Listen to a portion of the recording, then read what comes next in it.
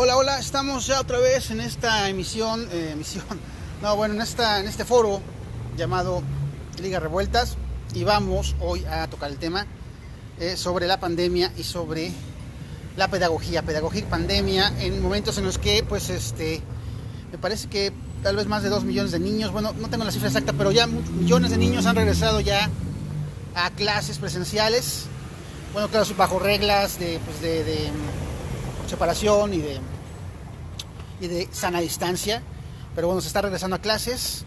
Hay riesgos, los riesgos inherentes del contagio, pero también están los otros riesgos sobre, y que ya están muy presentes, sobre el daño incluso de los trastornos de conocimiento emocionales que están experimentando las niñas y los niños en este país durante la pandemia, o que han experimentado. En fin, es un tema complejo y pero ya empezamos de hecho. Vamos a hablar con nuestro anfitrión y báculo, el señor Lalo Aragón. ¿Qué onda, Lalo? Regresamos a este tema, ¿no? ¿Cómo ves? La última vez que tratamos este tema, tú te acabaste peleando con una persona. Sí. ¿Prometes que ya no va a pasar eso? No, no es cierto. No, pues es que fue distinto, ¿no? O sea, todo empezó por cierta información. Cierta información que no te latió, que a modo. Pero es un tema complicado, ¿no? Muy difícil, es muy difícil tomar una posición. Creo que lo más responsable nosotros como ciudadanía, es informarnos lo más posible para en lo individual tratar de tomar una decisión si es que tenemos hijos, ¿no? Yo no los tengo, así que no tengo que tomar esa decisión, pero aún así como sociedad soy parte de una comunidad y también necesito estar informado respecto de qué está pasando, porque lo que sí es claro es que no hay una solución clara, ¿no? Ni hay una decisión Ni hay clara. una única solución, tal vez, ¿no? Entonces la decisión que se tome es asumir riesgos. Entonces la idea es qué riesgos queremos asumir y qué riesgos no queremos asumir. Creo que más bien tendría que ir por ahí la cosa. Y con los invitados creo que podemos enriquecer la información para tomar esas decisiones, ¿no? Muy bien. Saludos a Domingo Valdivieso, a la gente que nos ha empezado a ver. Domingo Valdivieso, Charlie Harper y Carlos Villalobos, que lo vamos a tener mañana aquí en esta emisión. La emisión de mañana no va a tratar sobre nada, de una vez se lo avisamos. Entonces, pero bueno, vamos con nuestros invitados, vamos a presentarlos y que ellos se presenten. ¿Cuál? Mañana nada, vamos a hablar de nada y de todo. Y de todo, sí. Sábado de caos. A ver, Amira, ¿qué nos puedes decir de ti? Amira Cruz Ramírez. Hola, Amira Susana Cruz Ramírez, comunicóloga, mercadóloga, consultora en lenguaje incluyente e inclusivo. Pero ¿qué crees? También docente, afortunadamente por azares del destino, y es un gusto estar en Liga Revuelta. Gracias. ¿Cómo ves el tema, el regreso a clases? Un tema complicado, ¿no? Oye, sí, escabroso en todo sentido, porque es una responsabilidad compartida desde la familia, las personas tutoras, las peques, los peques también, la docencia. Te contaba que ha sido muy cansado de este lado ha sido también muy cansado tener que adaptarse a las plataformas. Sí. Pero una serie de cosas que se pueden tomar en cuenta en varios aspectos, pros y contras del regreso físicamente al aula. Ok, muy bien. Omar Olivera, ¿cómo estás?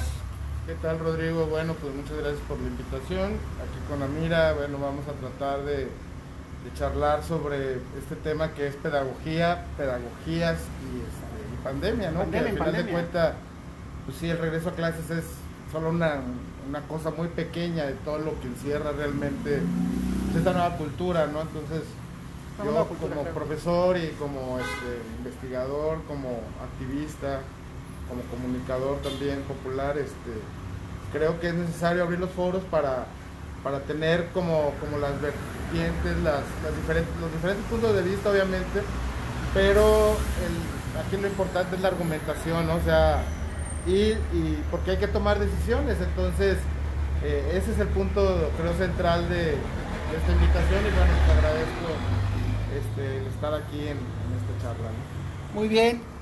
Pues sí, hay que tomar decisiones, lo dice Mar, es muy cierto. Y por la decisión se ha tomado por parte del gobierno del país, ¿no? Del país, del gobierno de la República, del presidente Andrés Manuel López Obrador.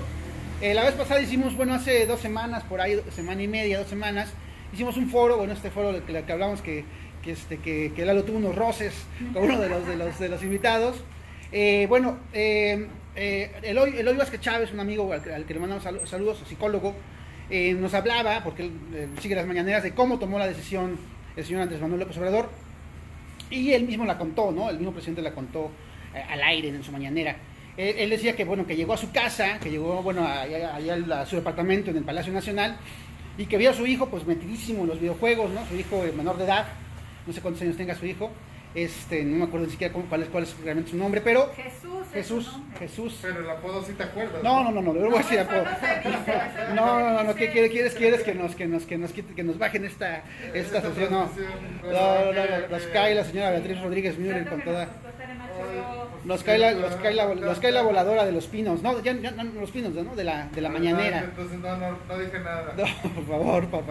No, bueno, Jesús, el hijo menor de Andrés Manuel López Obrador, estaba jugando los videojuegos, no lo peló, dice el presidente contaba que, y llegué y lo vi, y le digo, ¿qué haces? Y no me contestó, y lo vio, o sea, el presidente contó que lo vio tan absorto en el videojuego, tan aislado, tan ensimismado, que dijo en ese momento, en este país, los niños y las niñas tienen que regresar a clases, ¿no? O sea, ese momento fue como un momento de iluminación, como muchas de las cosas que tiene nuestro presidente, porque son como cosas personales que lo llevan a una decisión nacional, ¿no?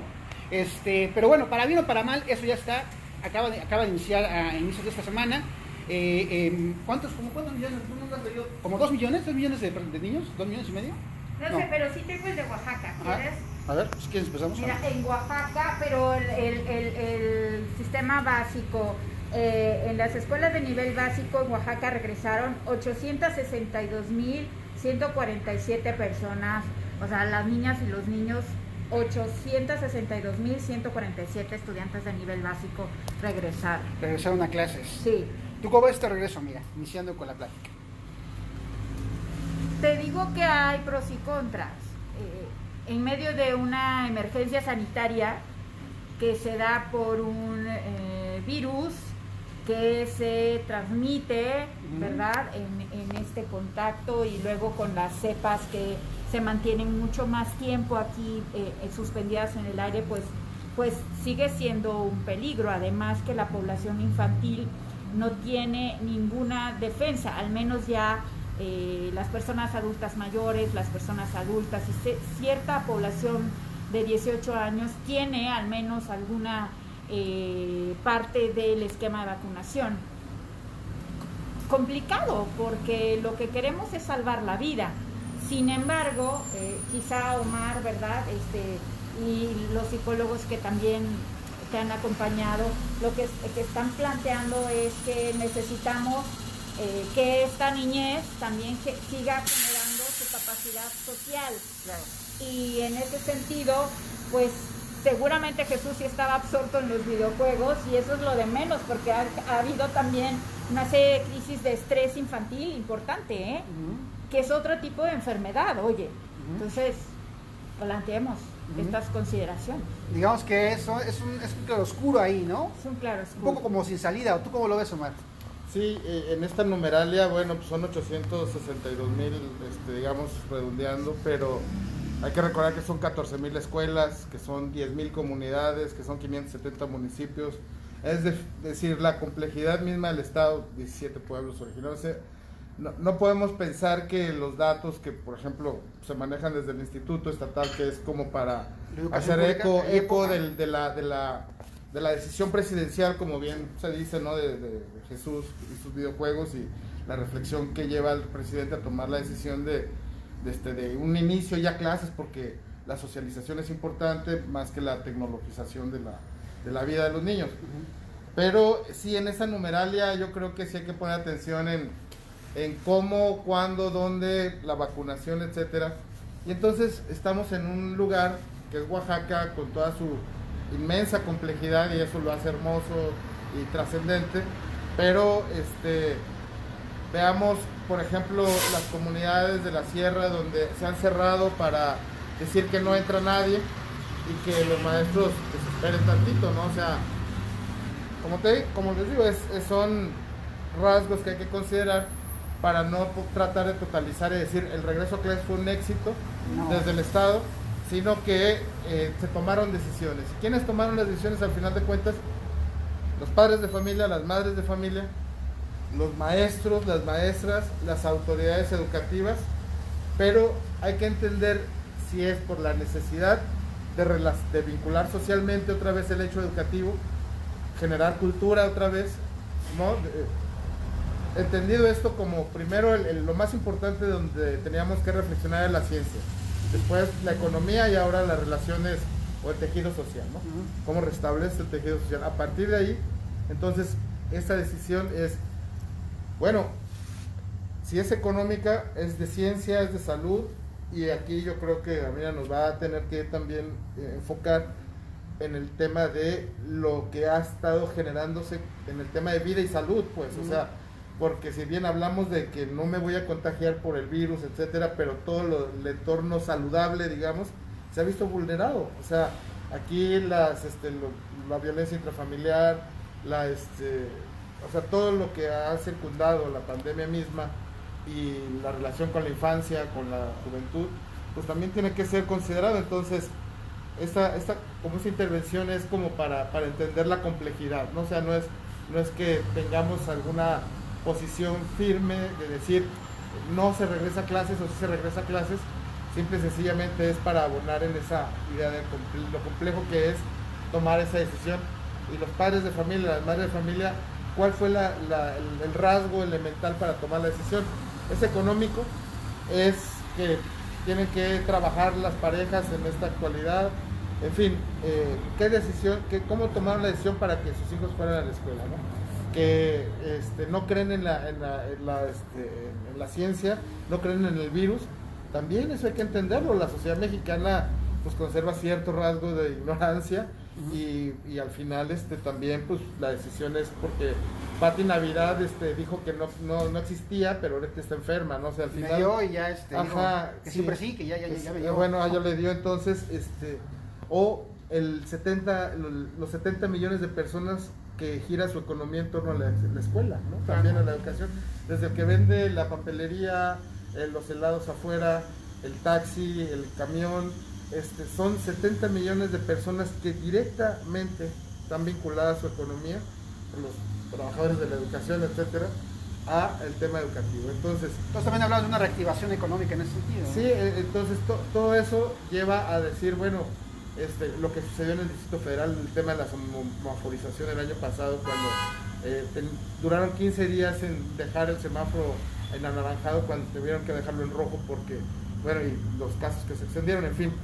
Pero esos tres elementos, la ciencia, la economía y el tejido social, son, yo creo, y eso sería también un punto de partida también, para ver lo que está generándose culturalmente, ¿no? O sea, el fenómeno de las relaciones culturales que se están generando a partir de esta pandemia, porque lo más fácil es decir, bueno, un calendario escolar.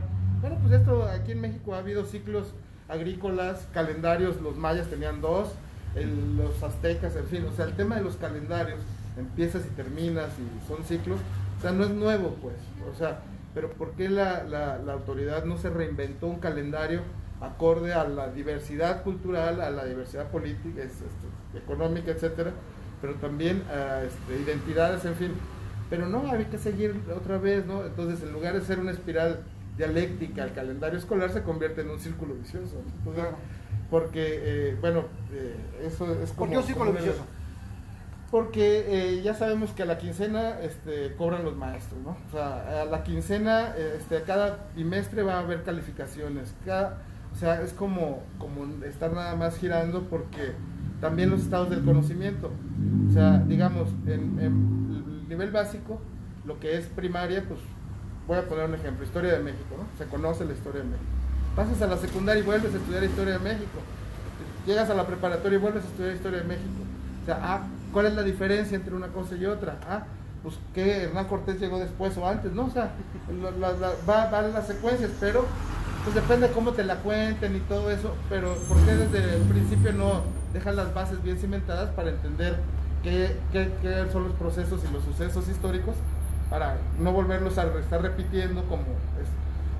Pero esto sucede, por ejemplo, yo como maestro de historia planeaba el ciclo escolar, ¿qué voy a ver en septiembre, octubre, ¿no? No, pues voy a ver el África primogenia y voy a irme así hasta el estrecho de Bering, hasta que llegó a América, en fin. Pues lo dosifico y en un ciclo escolar ya lo tengo, y eso lo vuelvo a repetir el próximo año, y entonces a eso es lo que yo llamo los estados del conocimiento, un círculo vicioso y no una espiral dialéctica que nos permita avanzar en los estados del conocimiento. Pero bueno, eso es cuando es presencial la clase, pero ahora que está el tema virtual, que para hacer entender o para compartir o para generar conocimiento, pues que las herramientas que tenemos, pues la verdad nos sorprendieron, bueno, nos sorprendió a toda la pandemia obviamente, pero pues también en educación y en esos avances de la tecnología educativa, pues también, o sea, quedamos en pañales, ¿no? Entonces, si decimos, a ver cómo están trabajando los maestros, bueno, pues habrá que consultar a cada uno de los maestros, o acá ya somos casi 85,000, habrá que decirles, a ver, ¿cómo están trabajando? No, pues cada quien su grupo de WhatsApp, si pueden, tienen un Zoom, un Meet, o mandan por correo, no sé, buscan mecanismos, pero creo que aquí el punto sería ese, ¿no? Que sería el tejido social, en la nueva cultura y las nuevas relaciones culturales que vamos a generar, o que se están generando post pandemia, o entre pandemia y post pandemia, ¿no? La sección 22 ya anunció que va a regresar, o cómo el asunto va a regresar entre una semana, 2 semanas, o va a esperar. La sección 22 ya inició el ciclo escolar el 25 de agosto. Pero no todas las escuelas, ¿no? No, a ver, lo dijo bien Amira, no, una cosa es presencial. Ajá. Y otra cosa es a distancia, o sea, tú inicias el ciclo, ¿cómo lo inicias? ¿Presencial o a distancia? O sea, la cuestión administrativa pues ya la hicimos desde el 7 de agosto, empezamos hasta el 24 de agosto, toda la cuestión administrativa. El 25 se inicia el ciclo escolar, esto que te digo que es un calendario alternativo que también saca la sección 22, lo hemos sacado desde el 2005 aproximadamente, y en el ciclo escolar 2004-2005 fue la primera idea de hacer un nuevo calendario escolar alternativo para Oaxaca, ¿no? Entonces, el 25 de agosto iniciaron.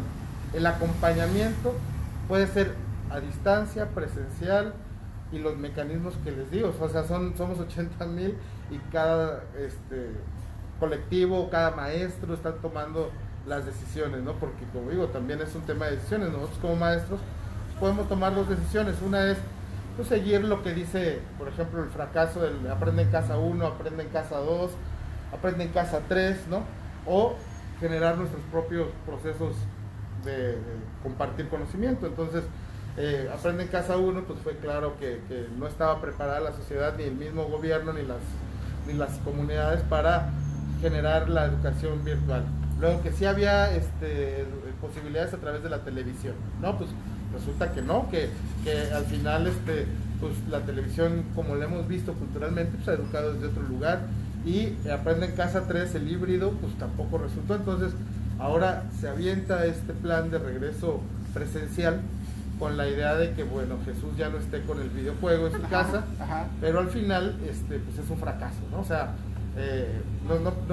no en términos de echar las banderas al vuelo y en el tercer informe de gobierno decir, estamos con la crisis más severa que la humanidad ha sufrido y ya tenemos tantos niños en la escuela. O sea, ese no es el fondo, ¿no? El punto es aquí ver cómo se va a volver a regenerar el tejido social. Si es la escuela, si va a ser la escuela el eje central, ok, pues hay que ver contenidos, hay que ver métodos, hay que ver calendarios, hay que ver, o sea, y esa pues tiene que ver no con una decisión de calentura, sino de reflexión, donde la maestra Delfina se siente con, no sé, amplios sectores de la sociedad y se discuta realmente el proyecto paideya, ¿no? La cultura que se quiere generar a través de la educación básica, media, superior y superior. Ok, Amira. Las razones para este regreso a clases, ya sea presencial o semipresencial. Ahí les cuento, Omar, Lalo, Rodrigo, que hubo personas tutoras que definitivamente dijeron que no enviarían a los peques físicamente a las aulas. y no, porque no tienen la certeza justo de que no se quiten el cubrebocas, de que no tengan ese contacto y no hay manera de defenderles. Pero lo otro que platicaba previamente antes de que salieran al aire, si también tienen el cuidado de no salir el domingo de paseo, Claro. si también tienen el cuidado de no salir entre semana a las compras, si también tienen el cuidado de no ir a visitar a la tía y a la abuelita. O sea, eso también es una contradicción, porque efectivamente están saliendo. El asunto aquí es cómo hacer también que la niñez, fíjate, en esa inteligencia maravillosa que tienen, pues se proteja de esta pandemia. Estamos en emergencia sanitaria y es grave, es grave. Aquí tenemos unas cifras de la Secretaría de Salud Federal y la Secretaría de Gobernación hasta agosto, y todos los meses ha habido decesos de menores de edad. O sea, sí está, la niñez está sufriendo y está muriendo por este virus y por esta enfermedad. Mira, en agosto reciente, que es el último corte, fallecieron 43 pequeñas y pequeños. Sí está pasando que evidentemente, así como las personas adultas nos contagiamos y desarrollamos la enfermedad, también las pequeñas y los pequeños. Bueno, Es riesgo real, digamos, ¿no? es riesgo real. Ayer tengo una nota de ayer donde el secretario de Salud estatal, Juan Carlos Márquez Hein, confirmó que en lo que va de la pandemia 30 niñas y niños han fallecido. En Oaxaca. O sea, sí, en Oaxaca. Y que actualmente, bueno, eso es alta la cifra, pero que actualmente tiene 50 hospitalizados por complicaciones. Me parece muy alto, 50 todavía con complicaciones. Bueno, aunque aclara que algunas tienen otras enfermedades asociadas como diabetes infantil, cáncer, leucemia, ¿no? O sea, comprendemos la gravedad. Bueno, la otra parte es que hay decisión también de las familias, o el maestro Omar ya platicaba que tal vez puede ser económico en el asunto de que necesitan ir a trabajar, porque oigan, ustedes no me dejarán mentir, también ha sido una carga de trabajo impresionante para las familias. Es casi estar ahí de facilitadoras de las clases. Claro. Lo mismo que de manera técnica, yo ayer escuchaba a una maravillosa mujer casi desesperada para decirle, hija, cálmate, mira, tienes que poner la ID para poder entrar a la sesión. Y luego también el material, y luego también el espacio. Les comentaba yo también antes de salir al aire, esta parte de la invasión a tu privacidad, caray.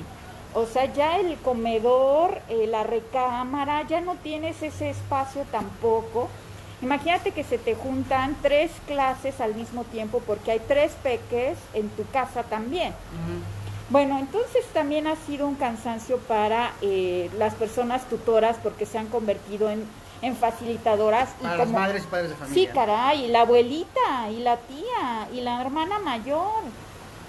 Y Omar también decía, pues con la preocupación de salvar el día a día porque tienes que traer comida en una emergencia sanitaria, hay que alimentarse bien.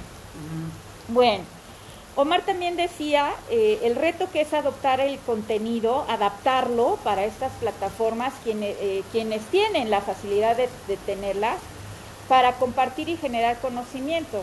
De entrada también se trata de, lo demostró el Aprende en Casa, de infraestructura y de habilidades, oye. Y impresionante. Yo tengo una prima, le mando un saludo y un beso a Alma Cruz Rurani, maravillosa docente de preescolar. ¿Tú te imaginas dando clases a preescolar en esta emergencia sanitaria? Bueno, pues me cuenta Alma Rurani Cruz Trapaga que además sus tutoras, sus personas tutoras, no tienen un smartphone, ¿ves? Y quien tiene lo usa por recarga. ¿Tú te imaginas eso? Bueno, pues entonces, como bien decía Omar, en la gran variedad que es Oaxaca, ha tenido que adaptarse y ha tenido que generar su propio calendario, su propia forma de generar y compartir conocimiento a estas chiquillas y chiquillos, dijera un expresidente. Y ha tenido que generar hasta un rol de entrevistas físicas. ¿Tú te imaginas eso?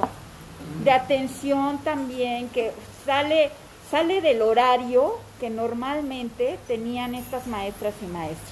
Entonces, híjole, pues la ¿Tú verdad crees es que que esto ya no se puede sostener más? O sea, que este tipo de enseñanza ya que llevamos hace un año y medio de pandemia ya está como en un números rojos, digamos, emocionales, psicológicos, de socialización, no solo para los alumnos y alumnas, para niños y niñas, sino también para los propios maestros, ¿no? Sí, yo te decía, cansadísimo de este lado, Omar, yo no sé, pero de este lado como docente ha sido tremendo, porque el reto de adaptar también el contenido era adaptarte a las plataformas y era tener una comprensión mutua, porque a mí me tocó, yo ya tuve COVID, entonces me tocó con COVID, pues me tuvieron mucha paciencia, les agradezco infinitamente, pero a veces pues tienes que seguir así, y también me tocó que mis estudiantes tuvieran COVID, entonces es un momento de suma comprensión.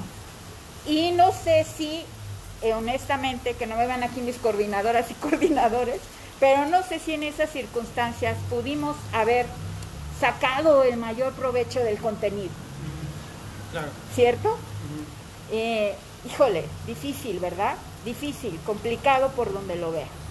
Había creo que escuchó alguien que vino bueno, el foro pasado que se trató más o menos sobre este tema, decía que una pantalla de Zoom no puede ser un salón, o sea que una pantalla de Zoom no tiene las mismas implicaciones que un salón de clases, y que en ese sentido las niñas, los niños han estado, ¿cuál sería la palabra? Pues sí, o sea, enrareciendo aún más su comprensión del mundo y de las cosas, al estar limitados pues a una cámara, ¿no? Y apagar la pantalla, ¿no? En fin, ¿ustedes cómo ven esto? ¿Tú cómo ves esto, Omar? Una pantalla de Zoom, ¿el Zoom puede ser un salón de clases? ¿O se puede sostener como un salón de clases más allá de lo que se ha sostenido todo este tiempo? Bueno, si hablamos de una generación que tiene 40 años, o sea, de los últimos 40 años, esta generación está condenada a la pantalla. O sea, la primer pantalla a la cual tuvo la condena fue la televisión, luego a la computadora personal, al PC, y luego ahora el smartphone, ¿no? O sea, en los últimos 40 años hay una sociedad que, bien lo dice Ito Schindler, es una filósofa alemana japonesa, que habla de que esta sociedad está condenada a la pantalla, ¿no? Los condenados de la pantalla, escribe ella, ¿no? Entonces, bueno, pues para nadie es nuevo que vamos a tener que estar como interlocutores de una pantalla. Antes éramos receptores de contenidos y ahora en un año y medio nos volvimos también en prosumidores, se dice consumes y produces, ¿no? Entonces los profesores nos volvimos prosumidores de contenidos para generar pues atracción, o lo que decía mi abuelita, didáctica, ¿no? O sea, es decir, cómo acercar el conocimiento a los niños, niñas, ¿no? O sea, cómo compartir. Y algo que está muy claro, que lo hace referente a Mira, es decir, la infraestructura y las habilidades. O sea, si nos enfocamos ahí desde el lado de los maestros, las maestras, pues pensar con qué cuento para generar el proceso mecánico de enseñanza-aprendizaje, si lo queremos ver limitadamente, ¿no? Y entonces, ¿con qué habilidades también cuento? Nadie puede dar lo que no tiene. Entonces, el principio es qué tengo de herramientas y qué tengo de habilidades, ¿no? En esta pandemia que me sorprendió. Y qué tecnología manejo, o sea, si manejo todavía la tecnología mecánica, si manejo la tecnología análoga, o estoy ya en la tecnología digital. La tecnología mecánica pues puede ser desde que yo hacía mis exámenes con un stencil y lo imprimía con mi mimeógrafo, ¿no? De madera, que era como un beliz de madera primero. Después ya había los mecánicos, los eléctricos, y se generaban. Si es una tecnología que el maestro puede utilizar, bueno, pues sí, ¿no? Todavía el stencil. El correo, pues, o me vuelvo un cartero y llevo en mi bicicleta estos cuadernillos que yo hice con mi tecnología casa por casa, y a la semana los reviso, etcétera. Bueno, pues, o ya tengo un proyecto, no sé, de una bocina que pueda en el pueblo decir, bueno, pues de 7 a 8 voy a dar clases de historia, pero pues voy a hacer como algo que llame la atención. O sea, la tecnología análoga, ¿no? Las ondas electromagnéticas, y luego ahora la tecnología digital a través de servidores y todo lo que ya sabemos, ¿no? Estas redes de comunicación, donde, pues bueno, se potenció obviamente los grandes corporativos, ¿no? de telecomunicaciones y de infraestructura digital, y pues el mismo gobierno le dio toda la infraestructura para que ellos pudieran tener la base de datos del sistema educativo nacional, que ese es totalmente otro, digamos, otra cosa que sucedió y que el gobierno no lo hizo de manera inocente. O sea, al final de cuentas, las bases de datos en los últimos 10 años son las que generan, pues, en nuestros algoritmos, pues tanto comercio como educación, y entonces que un maestro de manera irresponsable genere en una plataforma de Google toda la administración escolar, que sus alumnos reprobaron, que no entregaron, que sí, eso ya está prácticamente para esa empresa, para Google, toda esa información, y en 20 años o en 15 años que el niño o el joven tenga que entrar a un trabajo, pues ya el algoritmo le va a decir que en tal fecha, en tiempo no entregaba tareas o no tenía, o sea, al final estamos entregando los datos del sistema educativo a estas plataformas, que lo único que van a hacer es en lugar de que sean un tejido, parte del tejido social, y que ayuden estos datos a cruzar y decir dónde hay que atender más en emotividad, o sea, todos los rasgos, psicomotricidad, lo que tenga que ver con el desarrollo integral de los niños, jóvenes, etcétera. Pero esos datos los utilizo para eso, como Estado, como estadista, pues. Pero no se los doy a una empresa para que al final sepan qué guía Santillana va a tener que utilizar en este año. Ahorita está la pandemia de las guías de estudio. Ajá. 280 pesos cuesta la guía Santillana por materia, por grado escolar, etcétera, para que los padres de familia vayan, o a través de las Prisa, que es esta editorial española, ellos ya tienen los planes de estudio de los programas dosificados, se los dosifican a los maestros, y qué hacer tanto a distancia como qué hacer presencialmente en tiempos de pandemia. Y entonces, ¿quiénes están haciendo el gran negocio? Pues otra vez las editoriales estas, y ya lo habían venido haciendo, Trilla, Santillán, etcétera, ¿no? Todas estas. Entonces, transnacionales, todas ellas, ¿no? Sí, entonces, si vamos al tema de la tecnología y lo que usan los maestros desde la mecánica análoga o digital, pues pueden hacer todo un combo ahí, ¿no? Y pueden imaginar mil cosas. El punto aquí es cómo se está utilizando, ¿no? Al final. Y el Estado, porque aquí es donde también me toca entrarle a decir, a ver, si Chuchín tenía el videojuego en las manos, pues no porque el número exacto de escuelas, por ejemplo, son 230,000 escuelas de nivel básico a nivel nacional. ¿Cuántas de esas escuelas, 230,000 a nivel nacional, tienen la infraestructura que tiene el hijo del presidente? Claro. Y de esos jóvenes, estudian en esas escuelas, ¿cuántos tienen la posibilidad de tener los smartphones, ahorita lo que nos decían, etcétera, ¿no? Entonces, al final... Exacto, eso es algo que nos plantea Carlos Villalobos, o sea que esta decisión se toma en torno a los privilegios que tiene el hijo del presidente también. Claro, ¿no? O sea, porque si yo en mi casa puedo ver este escenario cultural, ¿no? Estas relaciones culturales con la tecnología, con la educación, con la cultura, etcétera.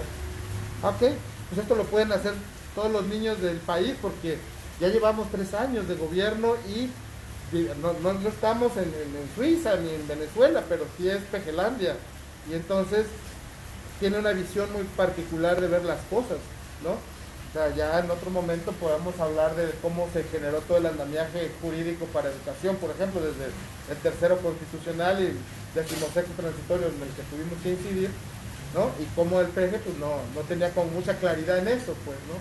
Una reforma constitucional de gran envergadura como era el tercero, y él ajeno, ¿no? O sea, no entendía los papeles que estaban jugando entre los fácticos, ¿no?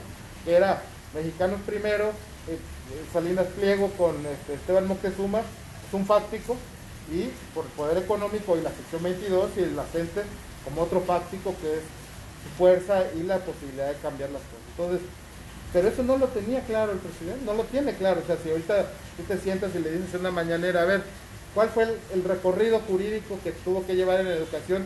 Julio Scherer se fue ayer y ni siquiera entregó un informe de cómo se generó todos esos consensos para que hoy tengamos medianamente una ley de educación en el tercero y todo eso, que ni siquiera fue quitarle comas y nada, dejó casi que el corte y pega, pero donde sí se puede incidir para que el tema de la evaluación por lo menos ya no fuera punitiva, ya no corrieran a los maestros, etcétera, pero bueno, eso en el fondo también nos lleva a decir, la ley, el tercero constitucional, pudo haber ya contemplado el tema de la infraestructura a estos niveles para que la pandemia no nos agarrara a lo tonto. Claro que sí. El IFETEL, ¿desde cuándo viene funcionando?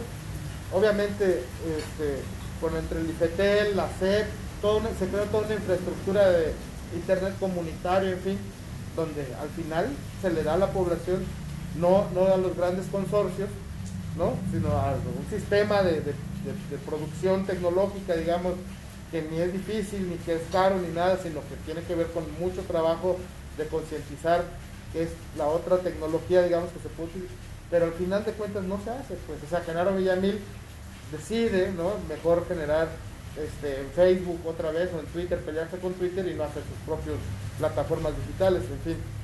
Y lo otro, las habilidades, o sea, ¿sí estábamos preparados o no? Claro que no, hay un analfabetismo tecnológico en el magisterio, en la sociedad, o sea, hay que reconocerlo, pues, ¿no? Entonces, al tener esta pantalla y esta condena, pues, o sea, que donde ya somos prosumidores, donde producimos y consumimos al mismo tiempo, pues entonces, ¿cómo nos capacitamos? Y otra vez, ¿quiénes nos ofrecen esas capacitaciones, esas habilidades? Pues son estas empresas, es Microsoft, es Facebook, es ¿no? Y el Estado, y es aquí donde, o sea, el neoliberalismo está más que claro, ¿no?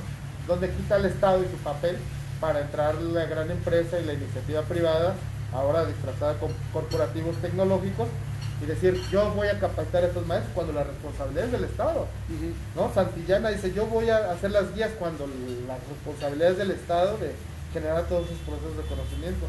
Ahí es donde las decisiones del Estado, y es donde hacemos el señalamiento, pues han sido erróneas, ¿no? Y eso, pues sí lo quiero dejar claro aquí, porque pues hemos tenido la oportunidad de revisar este año y medio de todas las decisiones que se han tomado desde el Ejecutivo, del Legislativo y también el Judicial en educación, y al final de cuentas, bueno, digo el año y medio por la pandemia, pero tenemos los 3 años desde que el 12 de diciembre del 2018 Esteban Moctezuma lanzó la iniciativa de la reforma constitucional, que era el corte y pega de la de Peña Nieto, y donde nosotros insistimos en que tenía que cambiarse las cosas, pero todo eso con la idea de ¿qué? De que al final de cuentas tengamos que entender la paideia, ¿no? Y me traje este libro de los ideales de la cultura griega. ¿Cuáles serán los ideales de la cultura de la 4T, por ejemplo, ¿no? O sea, si en educación yo les puedo decir con muchos argumentos sólidos que no han visibilizado ese rumbo, ¿no?, de la educación, lo han perdido en otro lado, pero ¿cuáles serían los ideales? No los tienen, ok, pero como sociedad, ¿cuáles van a ser los ideales de la cultura pospandémica o interpandémica, digamos? Pero el tema de las relaciones sociales primero y el tejido social, ¿no? Y ahí es donde yo creo que ya vamos a ir enfocando a estos ideales utópicos, a lo mejor, pero que son factibles, o sea, son cosas como muy básicas, ¿no? O sea, las escuelas. Iván Illich nos dice que un mundo sin escuelas es mejor, ¿no? O sea, que la escuela misma ha generado, pues, mando, obediencia, etcétera, ¿no? La escuela como tal, volver a lo mismo, a una escuela después de 1 año y medio, creo que no sería justo. O sea, si se perdieron 500 años de conocimiento según en la Edad Media, este año y medio, al definir la escuela y regresar igual que como lo hacíamos antes, pues es un retroceso similar a los 500 años del medievo. O sea, ¿Por qué lo es? ¿Por qué es un retroceso? Pues porque regresas haciendo lo mismo, y no aprendiste nada de la pandemia, o sea, del sufrimiento, de la ciencia.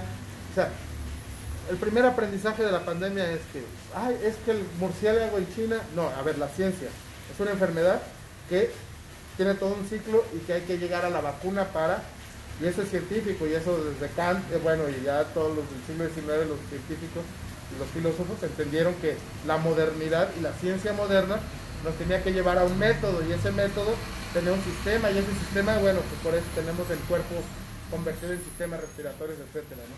Ciencia moderna. Si la ciencia moderna había definido que había una enfermedad que había que combatir, la misma ciencia tenía que hacer todo su trabajo experimental hasta llegar a comprobar cómo había que resolver el problema. Eso científicamente yo creo que, y por la ciencia moderna. Entonces, desde esa visión, no creo que ningún maestro o maestra tenga otra visión, porque nosotros hemos luchado por la educación científica, o sea, para quitar dogmas, fanatismos a un lado, hacerlos a un lado y definir a través de un proceso y un método la realidad, ¿no? Entonces, este principio de ver la enfermedad desde ahí, pues cuántos lo tuvimos o no lo tuvimos, o lo tuvo el Estado, por ejemplo, ¿no? Y ya vimos a Gatell, que era el que nos iba a definir desde ahí y nos iba a dar la certeza como sociedad de que pues, las cosas iban a estar medianamente bien. Pues ya vimos el triste papel que jugó, ¿no? Entonces, ahí precisamente es donde decimos, la escuela como tal, para regresar a hacer el tejido social que está mandado a hacer, y que el maestro regrese a hacer lo mismo, pues no cambió nada, entonces no aprendimos nada, y ahí es donde se refleja el retroceso, porque los estados del conocimiento son los mismos. O sea, yo tiro esta pluma y es la ley de la gravitación universal. O sea, aquí en China, en Yalala, en Escandinavia, en donde sea, esta es la ley de la gravitación universal. Los jóvenes de 13 a 16 años la deben de entender para que entiendan cómo se mueven los planetas, el universo, la Kepler, el Finn Newton. O sea, y eso está en los planes y programas de estudio de educación secundaria de 13 a 16 años. Los jóvenes deben de tener. ¿Qué cambia? Pues que uno te lo dicen en chino, otros te lo dicen en mazateco, otros te lo dicen en guave. Pero los maestros y el twist que le ponen, ¿no? La idea de que este planeta, de la ley de la gravitación universal de Newton, etcétera. Pero el contenido sigue siendo el mismo. Los fines, al final de cuentas, es que los estados del conocimiento, física, química, matemática, pues se expliquen desde la modernidad, ¿no? Desde el sistema educativo moderno, etcétera. Entonces, al no tener claridad en que no podemos regresar a estos estados de conocimiento, explicarlos así mecánicamente como lo estoy haciendo yo aquí, sino hubo una enfermedad, o existe la enfermedad, desde ahí, ¿dónde están los estados del conocimiento y la aplicación cotidiana? O sea, el sanitizante, es química, física, biología, o sea, todo lo que estamos viviendo ahorita como sociedad, tanto en la naturaleza, ¿no? Misma, que es la enfermedad, como las relaciones que están tejiendo, pues tienen una explicación, y tiene una explicación que se la damos desde la educación, desde la paideia, para generar un proceso cultural. Pues obviamente pues, avanzamos un poquito, si no, pues creemos que ahora sí vamos a regresar como esta película Despertares, ¿no? Donde después Robert De Niro, ¿no? Pues, en el loquero ahí con ciertas actividades que les permiten despertar la conciencia, pero al final pues, regresa, ¿no? Por los mismos métodos que se utilizan en el manicomio, ¿no? O sea, así nos puede suceder, ¿no? O sea, hubo como un despertar, pero al final regresamos y tomamos una misma actitud como maestros en la escuela. Hoy, Un nuevo aprendizaje con la después de la un nuevo pandemia. aprendizaje, y hoy más que nunca tenemos la oportunidad de retomar este asunto del tejido social que el maestro Omar señala. Y si no aprendimos nada, como él nos lanza la pregunta, si no aprendimos nada, pues entonces perdimos nuestra vida. Oye, tanto dolor, tanto sufrimiento, tantas pérdidas, si no aprendimos nada. Él acaba de mencionar el histórico proceso en el artículo 3, y recuerdo, o si no, maestro Omar, pues me corrige, que queda pendiente la armonización, ¿no? En Oaxaca, sí. Y me parece que es un momento de hablar de la pedagogía, claro, en esta nación de naciones, justo para hablar de este tejido social desde la comunalidad y la pluriculturalidad y la igualdad sustantiva, que son cosas que sí que se lograron y que hay que ahora sí desarrollarlas. Y debemos aprender en esta emergencia sanitaria, en esta pandemia, justo de cómo deberíamos aprovechar en Oaxaca para mostrar que en la desigualdad que tenemos, desde la infraestructura, yo no creo que habilidades, pero tiene que ver con la infraestructura, ¿no? Tiene que ver con el fortalecimiento y el reconocimiento de nuestra dinámica. Somos solo distintos, y el respeto a la distinción también es muy importante. ¿Cómo generamos ese compartir, ese conocimiento? ¿Cómo generamos el contenido a través del respeto a nuestra comunalidad y a nuestra pluriculturalidad. Si en algunas poblaciones de Oaxaca las comunidades han decidido que no se regrese a clases hasta que se tengan certeza, y en otras han cerrado incluso sus caminos para que solo esté la comunidad sana, ¿verdad? Y se pueda continuar con la vida en la comunidad, con esta salud y con esta certeza de que estamos limpios del SARS-CoV-2 y de la COVID-19. Es una gran oportunidad la pedagogía en pandemia, y pienso que sería bueno dejarle aquí a la audiencia, a maestro Omar, Rodrigo, Lalo, pues la pregunta si no es momento también de empezar a que la nueva legislatura, o si esta que va terminando, pues retome la armonización, justo demostrándoles que necesitábamos estar preparados para dar respuesta en momentos tan importantes como una emergencia sanitaria. Sí, precisamente ayer tuve la noticia de que murió por COVID una licenciada, la licenciada Liz, que es con la que veníamos trabajando desde el Instituto Estatal de Educación Pública y la sección 22, la ley estatal precisamente, ¿no? Y era entre armonización y tomando en cuenta que el tercero constitucional y ya la Ley General de Educación hablan de el contexto y la situación, ¿no? Sí, tomar en consideración el contexto y la situación. Entonces la ley estatal de entrada, bueno, pues lo tiene que considerar, ¿no? Y si es el momento, yo creo de platicar esta parte, porque es donde se va a cerrar la idea de que si la comunalidad sirve para algo, es para trascender situaciones críticas de que ha generado el neoliberalismo como esta, y proponerle a la sociedad nuevas formas de organización y de relaciones, ¿no? Con la misma naturaleza, etc. Desde ahí nosotros, bueno, pues hemos estado ya pues, cercanos, como se ha hecho en otros momentos, a el aparato crítico de la comunalidad, digamos, a quienes han generado conceptos, categorías, ideas, para decir, bueno, pues esto no es una ocurrencia, esto se sustenta en el hacer cotidiano, pero también en la reflexión de las comunidades. Y entonces, el punto aquí es que la ley general lo habla, y se atraviesan por ahí unos lineamientos de la unidad del sistema para carrera de maestros y maestras. ¿Qué es esto? Porque si es necesario comentarlo, es lo que se habla de que la reforma constitucional del tercero, pues todavía conserva el carácter de que es una ley dirigida, es decir, que Peña Nieto a nosotros nos saca del 123 apartado B en toda nuestra relación laboral, desde el ingreso, promoción, permanencia en el servicio educativo, tiene que ver con cuestiones laborales meramente, y esas cuestiones laborales las mete al tercero constitucional, y eso se llama un régimen de excepción laboral. Ningún otro trabajador en el país, ni trabajadora, tienen un régimen de excepción laboral, todos están en el 123 apartado B. A nosotros nos sacan de ese 123 y nos meten al tercero constitucional. Tradicionalmente, a través desde 1824, en la primera constitución, el artículo que habla de educación, los principios, valores, métodos, cómo se regirá la educación, pero no habla de cómo van a ser contratados, cómo van a ser pagados, o sea, los maestros o los trabajadores de la educación. Entonces, a eso se refiere con el régimen de excepción laboral. Los maestros salen del 123 y los metemos al tercero. ¿Qué se le decía a los representantes del gobierno? Es que mándenos al tercero constitucional. La única que entendió es la ministra, ahora es exsecretaria de Gobernación y ahora es senadora.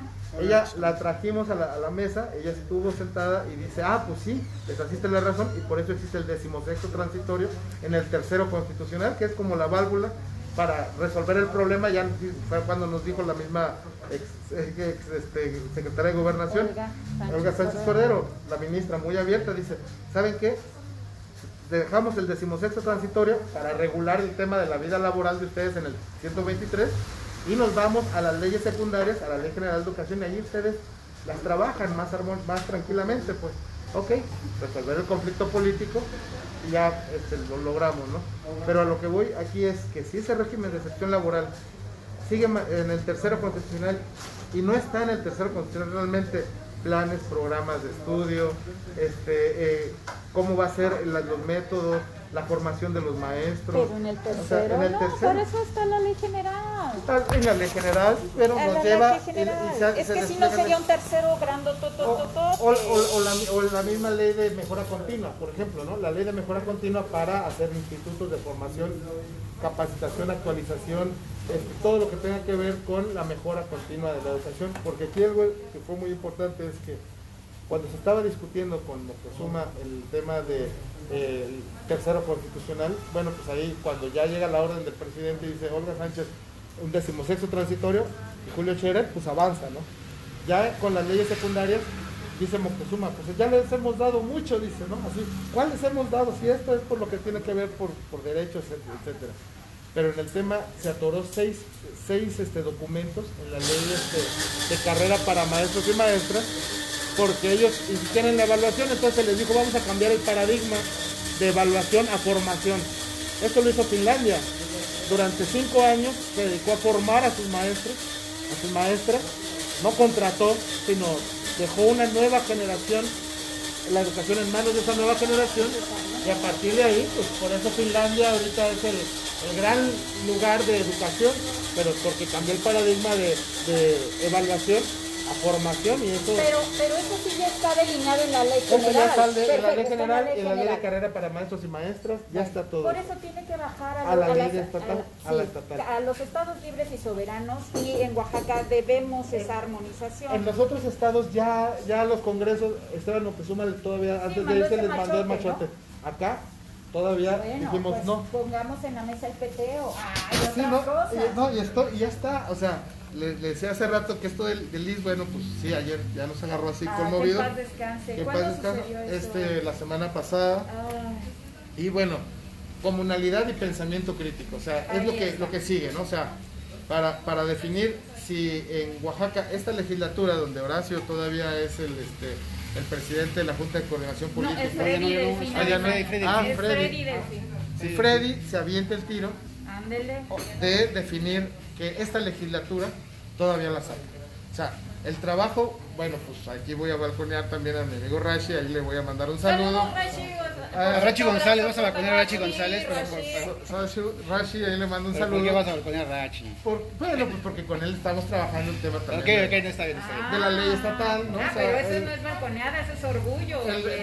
bueno, a lo mejor, bueno, él ahí estaba trabajando en Malina, pero bueno, es enviado de ahí del Congreso, Ok. junto con una comisión del instituto y una comisión de la sección 22 para esta ley. Pero el grueso de la discusión está ahorita en que, bueno, el mismo compa al que se menciona ahorita Arrashi. nos había comunicado que quien ahora sí que tenía la decisión era Julio Scherer, pues, pero pues ya... Y ya lo corrieron. Ya no Ya, está. ya no está. Pero la señora que es María Elena, que hoy queda, ¿no? Ya cambió. Ella también está, está vinculada de alguna manera al proceso educativo porque era el enlace jurídico entre la Cámara de Diputados y la Secretaría de Educación Pública. Entonces, pues por ahí puede Pues ser. hoy más que pero nunca sí, la ya urge. pedagogía en pandemia tiene Sí, que en el impulsar peteo, ¿no? que Oaxaca tiene una comunalidad que ha mostrado cómo es que en medio de carencias de infraestructura han generado sus propias habilidades y hemos sido capaces de adaptar el contenido y de generar nuestro conocimiento también. Pues valdría la pena, Rodrigo, Mar, ese Lalo, sentido, a que armes otra plática al respecto, porque Sí. mira, ya se nos acabó el tiempo. ¿Ya se nos acabó el tiempo? Ahora ya no se ve. Ya. Ya nos saltamos. Bueno, esto que decías es importante porque hoy se dio a conocer que la Suprema Corte de Justicia echó abajo el decreto que bueno, sí, que formaba la Universidad Indígena, ¿no? O sea, que conformaba la Universidad Indígena, es decir, la UACO. De un brochazo desapareció, que también tiene que ver con esto de la pandemia y de cómo se están replanteando las cosas y cómo también el poder, yo creo que está replanteándose su misma estatura frente a lo que viene. ¿Por qué? Pues porque esto parece que surge de la nada, ¿no? Esta decisión de la Suprema Corte, de una decisión, o sea, y además por ejemplo, algo absurdo, o sea, la Comisión Nacional de Derechos Humanos, o sea, no sabemos bien por qué, mete una queja o algo así, diciendo que la universidad indígena no se consultó, ¿no? Y entonces ahora le exigen, creo que al gobierno, al Congreso Estatal, que lance una consulta para que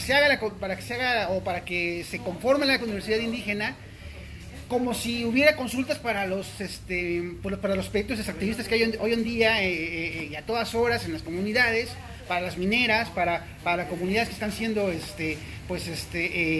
desterradas incluso de sus mismas tierras a balazos, ¿no? Hay reportes de eso. Entonces, pues también eso comentaba Omar, que bueno que llegamos a este tema, porque bueno, yo no pensé que íbamos a llegar a este tema, pero también tiene que ver con eso, o sea, tiene que ver cómo el poder se está replanteando el ir por los motivos de cohesión hacia dentro de las comunidades, ¿no?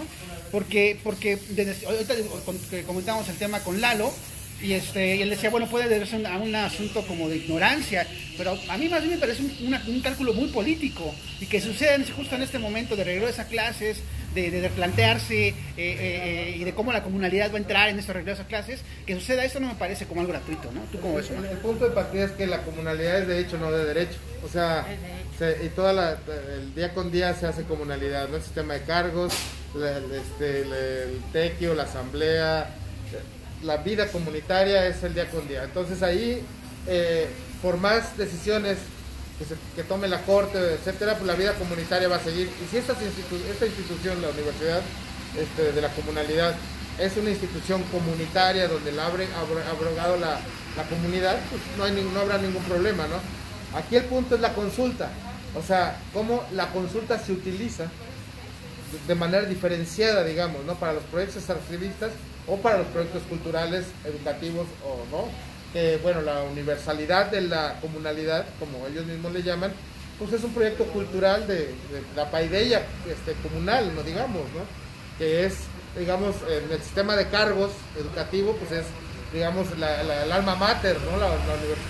Están en varios lugares, Sierra Norte, en el Istmo de Tehuantepec, etcétera. Si la comunidad la asumió, la universidad, la comunalidad es de hecho, no de derecho. Pero si el tema tiene que ver también con cómo la consulta la agarra el Estado y maniqueamente cuando la utiliza para mis proyectos, sí, ¿no? Y allá Delfo anda en el Istmo queriendo hacer consultas y Carlos Beas lo enfrenta y le dice, no, espérate tantito, ¿no? Consulta, entonces, aquí valdría la pena también cómo le das la vuelta y lo conviertes en un ejercicio necesario para que esa universidad, la comunalidad, tenga todo el sustento comunitario, digamos, ¿no? A ver, ¿a quién vamos a consultar en este caso? ¿Qué dice la Corte? ¿A los pueblos donde va a estar instalada la universidad o qué?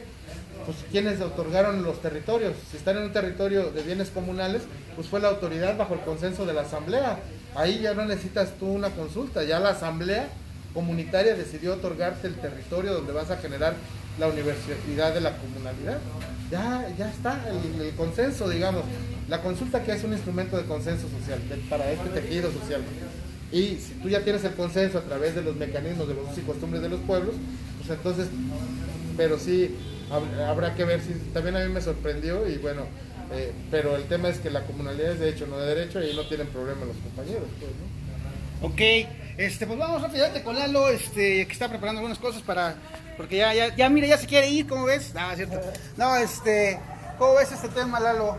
El tema pues del asunto de replantearse también cómo la enseñanza y para qué la enseñanza después de la pandemia, o durante la pandemia, ¿no?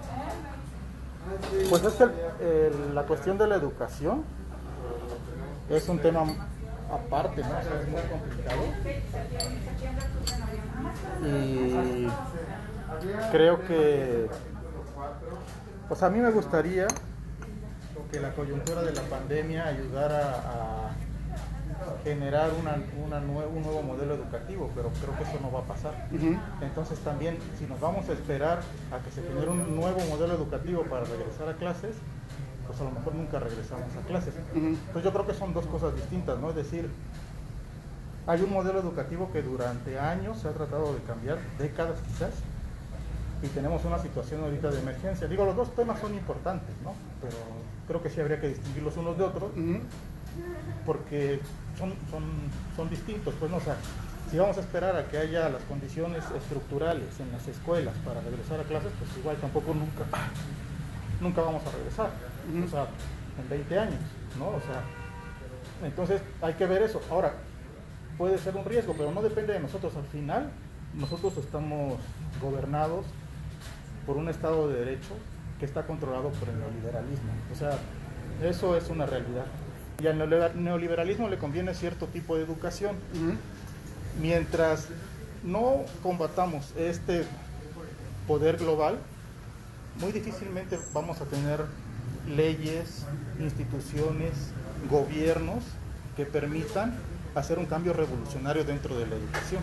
Entonces, es ideal, pero yo creo que solamente mediante una revolución se va a poder hacer un cambio de un modelo educativo apropiado. Que se pueden adecuar muchas cosas, se pueden adecuar, pues no, o sea, eso puede suceder, pero creo que son dos temas totalmente distintos. No, es decir, en las condiciones en las que estamos, ¿es bueno regresar a clases? ¿No es bueno regresar a clases? ¿Cuáles son los riesgos? Y la otra es analizar el modelo educativo, la estructura legal, las propias instituciones. Pero si es complejo el tema del regreso a clases, es mucho más complejo el tema del modelo educativo, ¿no? Y yo creo que el modelo educativo nunca ha servido. O sea, el modelo educativo está creado nada más para construir gente que trabaje, ¿no? En distintas cosas. Claro, estás muy revolucionario. Es que la verdad, ¿no? O sea, y yo, si le pregunto al compañero de la sección 22, estoy seguro que va a estar de acuerdo conmigo, ¿no? ¿Sí, Omar? O sea, esta es la... Ahorita le preguntamos. Ese es el punto, pues, ¿no? O sea, estamos controlados de alguna forma por poderes que van más allá de una decisión incluso de los propios países. Y hay que hacerlo, hay que abonar a eso, pero es muy complicado. Y por el lado del problema de la pandemia y del regreso a clases, yo creo que algo importante para mí, desde mi punto de vista, es que se haya tomado la decisión oficial de regresar a clases. Y ya cada quien, como lo dijo Omar, todas las circunstancias son distintas, ¿no? Es decir, y no hablo de la cuestión pedagógica, hablo simplemente de la cuestión social, estructural, no, o sea, lo que decíamos la sesión pasada de cada familia.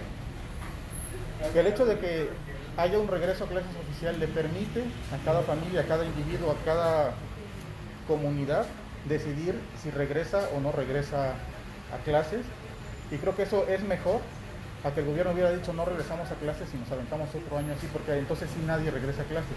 Aquí que lo que puede pasar es que algunos regresen a clases, otros no regresen a clases, y cada quien pueda, de acuerdo a su realidad, tomar esa decisión de regresar a clases o no regresar a clases. Y yo abono más a desgobernalizarnos, pues, ¿no? Es decir, creo que tenemos que organizarnos en comunidad y empezar a buscar soluciones nosotros mismos, porque a lo mejor al gobierno no le interesa la educación, o sea, a lo mejor lo que realmente le interesa al gobierno es el control. O la cuestión económica. El control. No, o sea, volver a mover la economía. Quizás la decisión del regreso a clases no estuvo tanto en el sentido de la educación, sino estuvo más bien en la cosa de la reactivación económica. Y entonces nosotros como ciudadanos también tenemos que empezar a afrontar riesgos, a activarnos y a tomar soluciones. Muy bien, pues yo ya no sé de qué trata este foro, ya me perdí. Yo la verdad me perdí, yo nada más voy a dejar que ustedes hablen porque yo ya no sé. Porque al final de cuentas iniciamos hablando de tomar decisiones. Entonces, si existe el derecho a la educación, el padre, la madre, familia, el tutor toma el derecho, la decisión de enviar o no enviar a su hijo a la escuela. O sea, el derecho es la educación, no es que vayas a una escuela. Sí, es la educación. ¿No? O sea, el niño de tal a tal edad tiene derecho a la educación, a educarse. Pero, ¿tiene que ser la escuela? Pues es el mecanismo que desde 1806, después de la batalla de Jena, los prusianos entendieron como la escuela como el eje de todo el sistema educativo moderno, pues, ¿no? O sea, donde había que saludar una bandera, había que hacer himno nacional. O sea, todo lo que se hace en una escuela ahorita tiene que ver con aquella batalla donde Napoleón destroza a los prusianos en Jena en 1806 y regresan los prusianos a decir, bueno, pues al emperador, oye, pues nos están tirando desde las ventanas tomates o piedras, la gente no nos quiere. Y entonces el emperador prusiano voltea y dice, pues, a ver quién nos responde. Kant. No, pero Kant había muerto 2 años antes, en 1804. La batalla se hizo en 1806. Pues el alumno más avanzado de Kant, Fichte, pues tenía una tendencia nacionalista así brutal, y es el que genera todo el sistema educativo prusiano, que es lo que hoy se reproduce en los 150 sistemas educativos a nivel mundial, que es una escuela donde en ese aparato de control y espacio de contención social tienes a un maestro con determinado número de alumnos. Ese maestro es controlado por un director, ese director por supervisores, y todos los lunes tienes que hacer un himno para la identidad nacional. Acuérdense que a los prusianos después se convirtieron en Alemania en la Primera Guerra Mundial y después hacen la Segunda por esa identidad. Entonces el sistema educativo que nace desde entonces, pues es el que el mismo se sigue reproduciendo. Entonces las decisiones que los padres, madres de familia ahora alternativos, diferentes pueden tomar, es decir, yo tengo el derecho a educar, mi hijo tiene el derecho a la educación, lo meto a ese sistema educativo prusiano para que genere toda la maquinaria, o lo educo desde otro lugar. No, pero las leyes, los recursos, etcétera, ya empieza otra discusión, que eso es lo que habría que y poner. además el tiempo para educarlo, pues hay que No, trabajar. ya lo demostró la pandemia. A ver, ahí aviéntate el tiro de tu casa, pues. Las mismas mamás, los papás, las tías y las están poniendo abuelas esquinas también los haciendo papás y las lo mamás, ¿no? Sí, están educando. A la escuela. Aquí, Entonces digamos que también la escuela es un nivel, es un aparato de control, o sea, básicamente lo que la sociedad está necesitando en estos momentos es que el control regrese como estaba, ¿no? Pero en Oaxaca queremos que sea un aparato libertador. En Libertador, Oaxaca queremos que sea libertador, y en Oaxaca queremos que respeten nuestras diferencias, nuestras culturas. Está muy hippie tu concepto. No, bueno, está Pues ya está en el planteado, peteo, ya está ese peteo, escrito, o sea, está también escrito, no, ya sí, está sí, desarrollado. Y va a ser ley, por eso también está diciendo que hay que enfocarnos como tarea ya urgente a terminar el constructo de la ley. Ahorita el capitulado y el articulado ya está casi construido, nada más el capítulo 4 es donde estamos en la discusión. ¿Por qué? Porque contempla todavía la evaluación como un sistema para coevaluación, metaevaluación, no nada más que poner un número, sino el consenso a través de la evaluación. Eso lo decía el peteo antes de la reforma de Peña Nieto. Llega la reforma de Peña Nieto, agarra la evaluación como algo punitivo.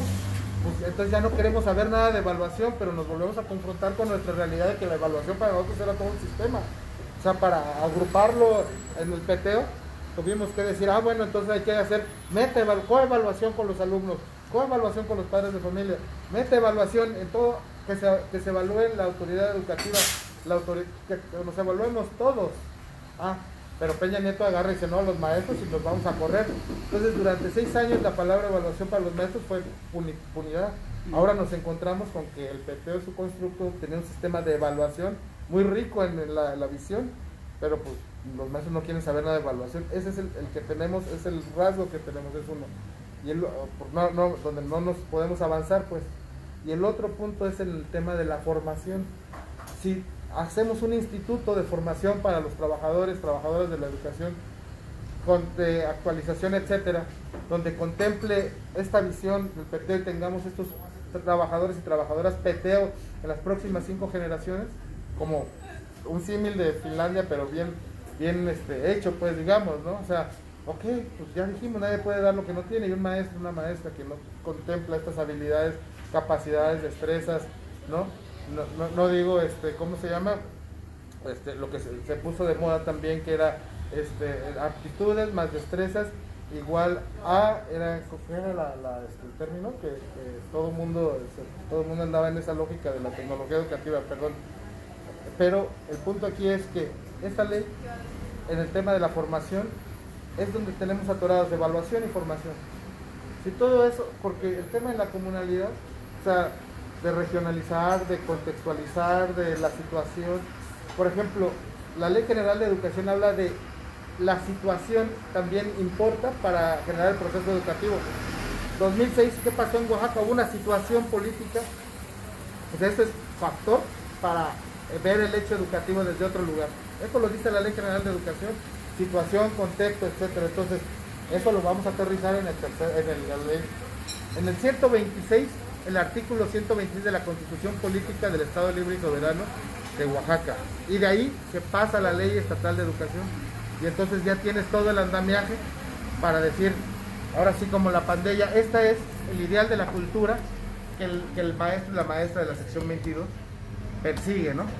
Desde la ley estatal, el 126 constitucional de aquí de Oaxaca, las leyes secundarias y el tercero constitucional.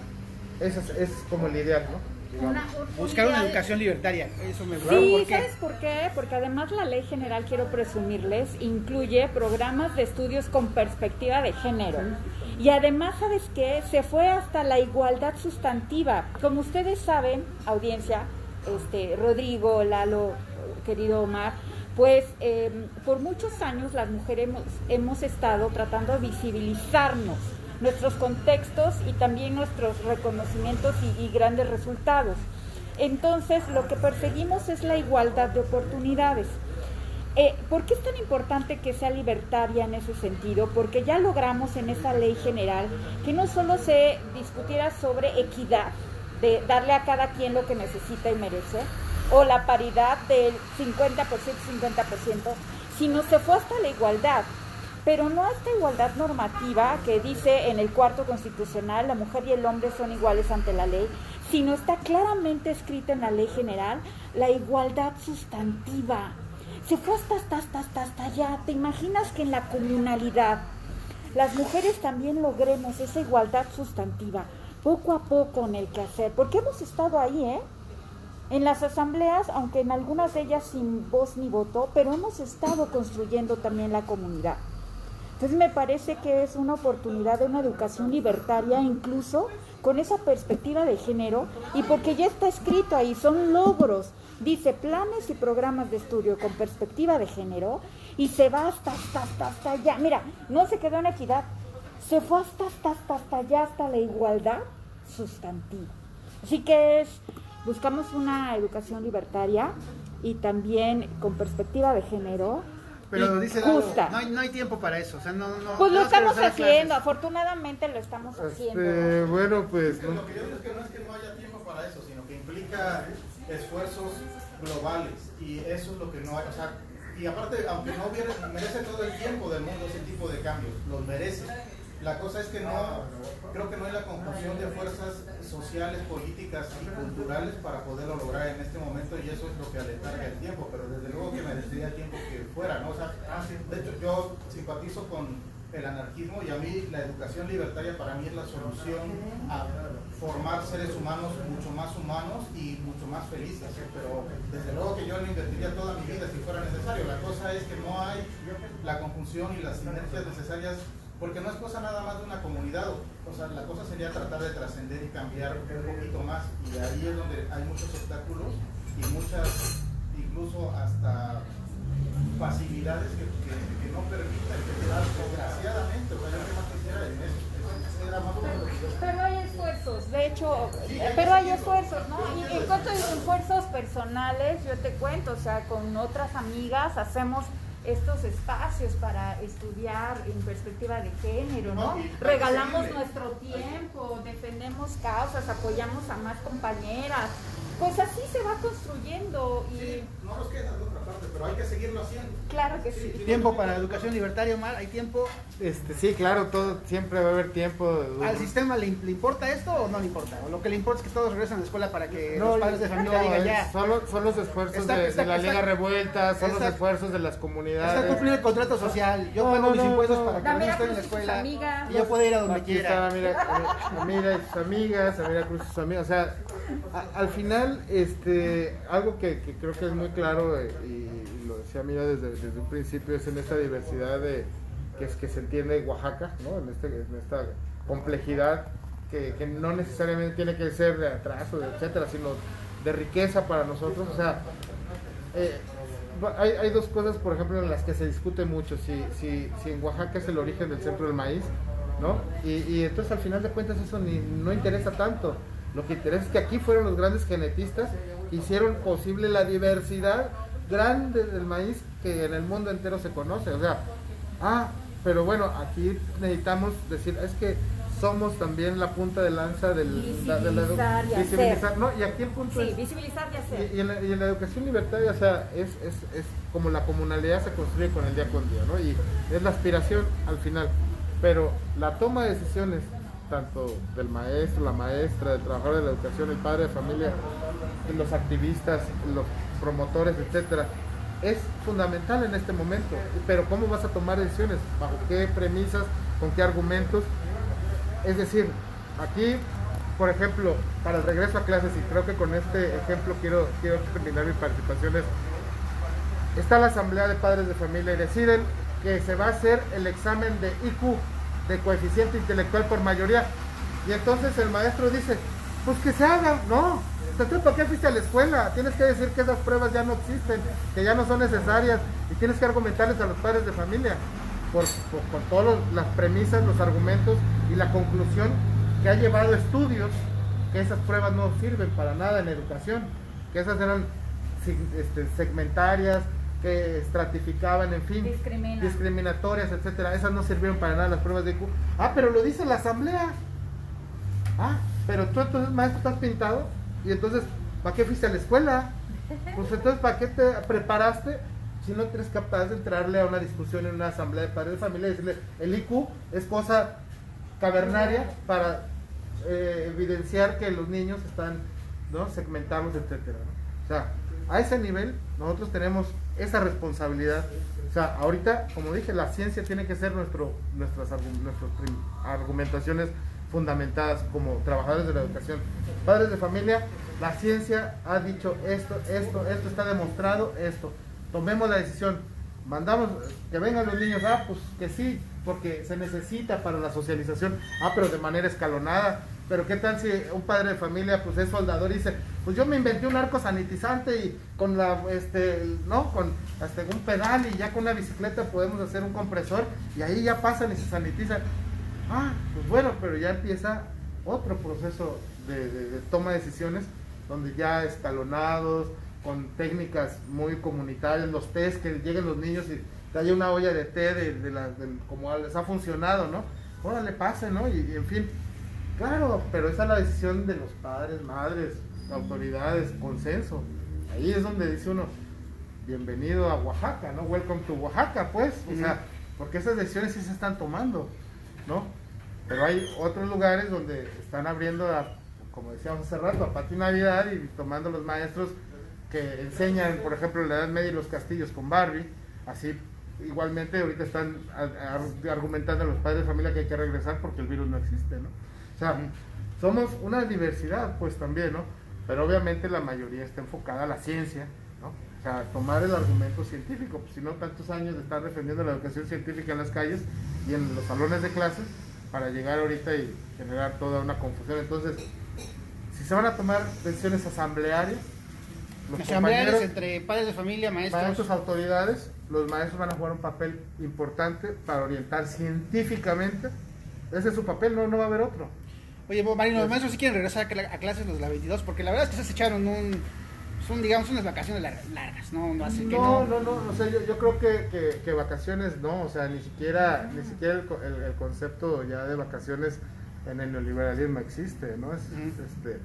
Digamos que no se abrieron las escuelas, los maestros quieren regresar, claro, pues cómo no, o sea, también la convivencia es importante para nosotros, pero bajo todas estas premisas. Si no, aquí es algo muy importante. ¿Cuánto tiempo hablamos del paro cívico nacional, de la huelga, del plantón, etcétera? Como obrero, ¿no? O sea, desde la clase obrera de los trabajadores, la única posibilidad para que los trabajadores lleguemos a un estadio revolucionario es generar las condiciones objetivas, y la huelga es una de ellas. Ok, estuvimos en huelga, digamos, brazos caídos en algún momento, ya, o sea, ¿y la producción se paró? Pues no, o sea, si el fin último de la huelga o del no ir a una escuela, según desde la visión como lo estás planteando, es no hacer el trabajo para la producción, y entonces el patrón se ve en las condiciones de empezar a negociar unas mejores condiciones para los trabajadores. Eso no sucedió, fueron totalmente otras causas, como la salud, etcétera, que generaron que los trabajadores no fueran a la escuela. O sea, no fue la decisión ni política ni económica, fue de salud. Ahora esa decisión así mismo se tiene que tomar. O sea, también para no confundir, porque luego aquí dicen, ¿quieren ir? No, pues es que es un plantón permanente, es una huelga, no. O sea, entiendo que así se nos ha señalado y que bueno, pues puede ser estigmatización de Peña Nieto, pero en ese sentido, ¿no? a ver, ¿cómo replantear? Entonces, básicamente es porque yo ya no sé qué pedo. A ver, básicamente el tema de este foro era cómo replantear la pedagogía en torno a la pandemia, en torno a una enfermedad universal, en torno a la posibilidad de que los niños se enfermen, incluso mueran, podía tomar clases, en torno al hecho de que aunque los niños no vayan a clases, tal vez también mueran intelectualmente, físicamente, moralmente, atrapados frente a un ordenador, frente a una computadora, y jamás desarrollen las relaciones o las habilidades sociales que les permita sobrevivir en este mundo o vivir, ¿no? en su futura adolescencia o vida adulta. Entonces, en ese tira, el asunto es cómo plantear o cómo replantearse una pedagogía en torno a estas cosas, en torno a esta necesidad, en torno a esta urgencia, que bueno, y que además ustedes lo han dicho en parte, ¿no? Esto de la educación libertaria, de no regresar a los mismos esquemas educativos de siempre, porque es lo único que se quiere hacer. Entonces, pues son muchas cosas, pero en ese sentido se puede replantear eso, o sea, se puede replantear realmente una pedagogía en torno a una emergencia universal como la que estamos viviendo. Mira. Sí, y desde la docencia lo hemos estado haciendo, o sea, la verdad es que ahorita que Omar hablaba de este tiempo de pandemia, las profesoras y los profesores de la sección 22, lo digo porque lo sé, te digo, lo sé de buena fuente, pues siguieron trabajando, o sea, no fueron a las aulas físicamente, pero seguían haciendo, además aman profundamente su vocación y siguieron trabajando y haciendo estos malabares que yo te contaba para sortear la falta de infraestructura y para sortear la desigualdad social que enfrentan las familias donde están sus estudiantes. Sí lo hemos estado haciendo porque adaptamos los contenidos, sí me parece que hemos ponderado arriba la empatía, la comprensión y además que son tiempos de aprender juntos, eso es lo otro, que tuvimos que compartir nuevos conocimientos y con esta preocupación y esta gravedad y este dolor que están en la emergencia sanitaria, tuvimos que hacer una transformación de la pedagogía. Claro que es posible. Afortunadamente hay apertura en las personas, porque somos seres humanos capaces de transformar la realidad que estamos viviendo. Y ahí está el punto medular. Conociendo el contexto, sintiendo el contexto, claro que es posible hacer este replanteamiento de la pedagogía. Es un peligro ir, sí es un peligro. Yo traigo otras notas en donde, por ejemplo, a 3 días de estar en clases ya hay hasta 10 posibles casos en cada escuela. Sí es exponencial, sí es exponencial. Sin embargo, tenemos que cuidar todos los aspectos de la vida de esta niñez y de esta juventud y me parece que desde la persona que es la profesora y desde la persona que es la mamá y desde la persona que es la institución como la directora, la supervisora, podemos hacer muchísimas cosas. Claro que es posible replantear la pedagogía, apelemos a la empatía, apelemos a la comprensión y aquí es necesario la educación en todo sentido, incluso la emocional, hoy que nos surge tanto y que necesitamos también ponerla al centro de la construcción de nuestros contenidos. Sí es posible, solo cuidemos qué es lo que vamos a hacer y cómo lo vamos a hacer, tomemos las decisiones, pero honestas, pues si no queremos que vayan físicamente al aula porque va a haber contagios, bueno, ¿es más peligroso quedarse en casa llevo. o ir a la escuela? Pero es que a eso voy, entonces tampoco vas a la feria, tampoco vas de visita, tampoco vas al restaurante. Asumamos qué es lo que queremos hacer en estas reuniones con madres y padres y personas tutoras y el maravilloso profesorado. Cuidémonos mutuamente y apelo a la comprensión. Velas a la confesión. Bueno, pues, Omar, un último comentario. No, pues despedida, Un saludo. y muchas gracias por la invitación. Yo creo que, bueno, pues esto de la educación abre debates, abre foros y ojalá que en algún otro momento coincidamos aquí con Amira para poder también plantear nuestro punto de vista, ¿no? Que A estas alturas, ¿otra educación es posible? claro, como otro mundo es posible. Si no, ¿para qué estamos aquí? O sea, la verdad, nos hubiéramos ido allá al Zócalo no sé, a otra cosa, ¿no? Pero aquí, si de algo sirve tener la presencia en el Café Revueltas, la Liga Revueltas, hablar con Amira, Claro que tú sí. me hayas invitado, pues es para pensar juntos otro mundo posible, ¿no? Muy bien, pues ya pues nos vamos. Un saludo a Alejandra Islas, gracias por vernos y pues pensemos en esto. Ajá, bueno, saludos. A ver, ya miren, saludos. Hola, saludos a Saludos. Islas, gracias por vernos. Muy bien. Bueno, pues gracias y bueno, finalmente, pues sí, otro mundo es posible, otra educación es posible y los viejos sistemas educativos o los sistemas educativos que tenemos, seguir repitiéndolos en pandemia, seguir repitiéndolos en emergencia universal, pues como nos han dicho nuestros invitado, pues ya ni siquiera debería ser una cuestión. Pero el punto es que si a los políticos, al presidente, si a alguien le importa este tipo de razonamiento también, y si este razonamiento puede entrar en ustedes también. Gracias por vernos. Hasta luego.